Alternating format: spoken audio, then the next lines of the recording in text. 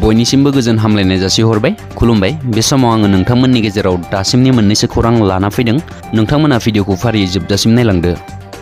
मोनसे सोमोनांथाव आरो मुगैथाव जाथाय। बाइकआव दैखांना बेरायनो लांनाय समावनो साथाम ट्राइबेल हिन्जावसाखौ जौ फेहोनानै साथाम सेंग्राया हानजायै जिनाहारि खालामबाय। गवालपारा जिल्लानि दुधनैआव सोमजिनाय बे लाजिथावना जाथाया सोराङाव फैनाय उनावनो दुंहाव थासारि सोमजिदों ओनसोलनाङैनो।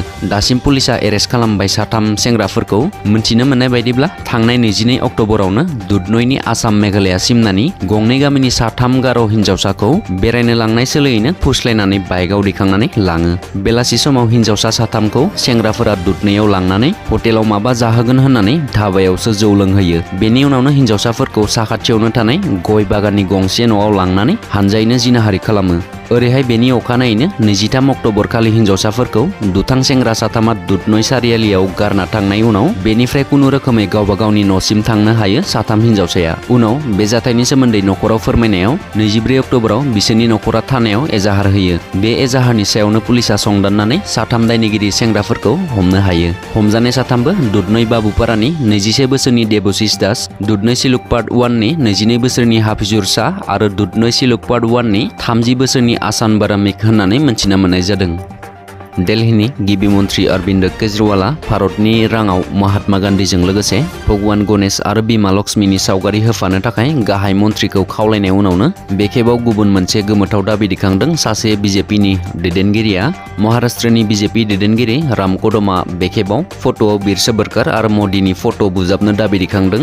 बिजेपिनि दैदेनगिरिया लोगोसे भारतनि राङाव छत्रपति शिवाजी महाराज आरो डक्टर बाबा साहेब आम्बेडकारनि फट'बो होफानो थाखाय दाबि दैखांदों। मोनसे टुइटआव कदमआ 500 रांनि बिलाइ गांसेयाव बे दैदेनगिरिफोरनि फट'खौ पस्ट खालामदों। बे समाव मोनसे गोजोनथाव खौरां। गासैबो सुबुङानो 3000 रां पेन्सन मोननो हासिगोन। 18 बोसोर बैसोनिफ्राय बे पेन्सननि थाखाय एप्लाइ खालामनो हागोन। बे समाव भारत सरकारा मोनसे पेन्सन यजना फोसावनानै होदों। बे खेबनिफ्राय बोसोरसेयाव 36,000 रां पेन्सन मोननो हासिगोन। प्रधान मन्त्रि श्रम योगी मनधन यजनाया बे खेबनिफ्राय जागायजेनबाय। माबोरै पेन्सनखौ मोननो हागोन? मोनफ्रोमबो दानाव नोंथांनि एकाउन्टआव गासै 3000 रां हाबगोन। 18 बोसोर बैसोनि बेनिफिसियारिफोरा गावबा गावनि एकाउन्टआव मोनफ्रोमबो दानावनो 55 रां जमा दोननांगोन। 40 बोसोरनि बारा जानाय सुबुंफोरा 200 रां दानफायाव दोननांगोन। गासैबो बोराय बैसोनि सुबुंफोरखौ रैखाथि होनो थाखाय सरकारा बे थांखिखौ लानाय जादों आरो 60 बोसोर जानाय लोगो लोगोनो बेनिफिसियारिफोरा मोनफ्रोमबो दानाव 3000 राङै पेन्सनखौ मोननो हागोन। मोनफुंनो हानाय बिजाथिफोरा गाव गावनि साखाथियाव थानाय CSC सेन्टाराव थांनानै एप्लाइ खालामनो हागोन। मोनसे दुखुनांथाव खौरां। सासे दान मोननैल' जानाय उन्दै गथ'साया पलिअ' भेक्सिन लानानै जिउ गोमानांदों। थारैनो जोनोम जाजेननायनिफ्रायनो उन्दै गथ'नि गाहाम आरो राफोद देहानि थाखाय लोगोसे गथ'खौ पलिअ' बेरामनिफ्राय रैखाथि होनो पलिअ' दौनाय जायो एबा भेक्सिन थुनाय जायो। नाथाय पलिअ' भेक्सिन होनानै जिउसो गोमानांदों सासे उन्दै गथ'साया। जाथाया कार्बि आंलं जिल्लानि सिङाव थानाय डिफुआव जादों। मिथिनाय बायदिब्ला थांनाय 26 अक्ट'बर खालि बे गथ'नो खननै पलिअ' भेक्सिन होनाय जादोंमोन आरो बेबायदिनो साननै थानानै मैया हरखाबै गथ'नि जिउसो गोमाबाय। जाथायखौ लाना ओनसोलनि सुबुंफोरा बिफानखौ दाय हमदों आरो गोख्रैयै नायबिजिरनो थाखाय खावलायदों। साहा आमेरिकायाव थानाय मेक्सिक' मुंनि हादराव समान आथोनजों जुलि जानो हासिगोन होननानै पारमिसन होबाय। सरकारनि बेबायदि थिरांथा लानायखौ मेक्सिक'नि सुबुंफोरा जोबोद मोजां मोनदों। मेक्सिक' हादराव मानसिफ्रा हौवाजों हौवा आरो हिन्जावजों हिन्जाव जुलि जानो हासिगोन। बे आयेनखौ मेक्सिक' हादराव खालामनायखौ नुनो मोन्दों। कानपुराव मोनसे मुगैथाव जाथाय सोमजिदों। सासे 9 बोसोर बैसोनि उन्दै हिन्जावसाखौ मन्दिरावनो जिनाहारि खालामबाय न' सेरनिनो सासे सेंग्राया। भुगिनांनाय गथ'नि बिफाया मिथिहोनाय बायदिब्ला गामिनि मन्दिरनि साखाथियावनो मोनसे प्रग्राम सोलिबाय दङमोन। बे समावनो दुथां बाबलुआ गावनि न' सेरनिनो सासे 9 बोसोर बैसोनि उन्दै गथ'खौ बुरखायनानै मन्दिरसिम लाना थाङो आरो मन्दिराव रावबो गैयैनि खाबु लाना हिन्जावसाखौ जिनाहारि खालामो। गथ'आ गावखौनो रैखा मोननो थाखाय गाबख्रावदोंमोनब्लाबो साखाथियाव सोलिबाय थानाय प्रग्रामाव डीजे दामबाय थानायनि थाखायनो गाबख्रावब्लाबो रावबो खोनायाखैमोन। नाथाय गोबाव समनिफ्रायनो गथ'खौ नुयैनि जाहोनाव गथ'नि बिफाया फिसाजोखौ नागिरनानै मन्दिरथिंजाय थाङो। बिफाखौ नुनानै लोगो लोगो दायनिगिरि बाबुला खारखुमालाङो।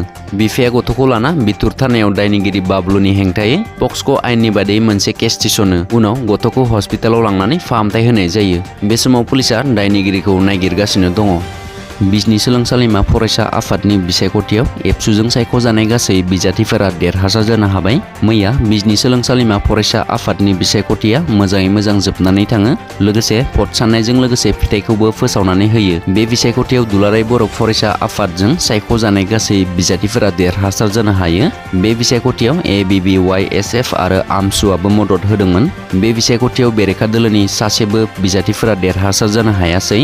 देरहासार जानो हानाय बिथांमोना फारियै आफादगिरि महिमा बसुमतारी, गाहाय नेहाथारि सिबक मोसाहारि, लोगो गाहाय नेहाथारि अजय बासाक, गेलेमु आयदानि नेहाथारि आलिमुल हासान, थुनलाइ आयदानि नेहाथारि बिशाल रय, हारिमु आयदानि नेहाथारि बिरदाव ब्रह्म, लाइसि नेहाथारि अमृत दैमारि, BA BSc सेथि बोसोरनि क्लास रिप्रेजेन्टेटिभ मानब आर्य, BA BSc नैथि बोसोरनि class representative Lambir Basumatary, BA BSc थामथि बोसोरनि क्लास रिप्रेजेन्टेटिभ संगिना बसुमतारी आरो HS सेथि बोसोरनि क्लास रिप्रेजेन्टेटिभ सुदीप बसुमतारी बिथांमोनहा देरहासार जानो हानाय बिथांमोनखौ बिजनी दख'रा दुलाराय बर' फरायसा आफाद, बिजनी जिल्ला ABBYSF आरो आमसुनिफ्राय बरायनाय जायो।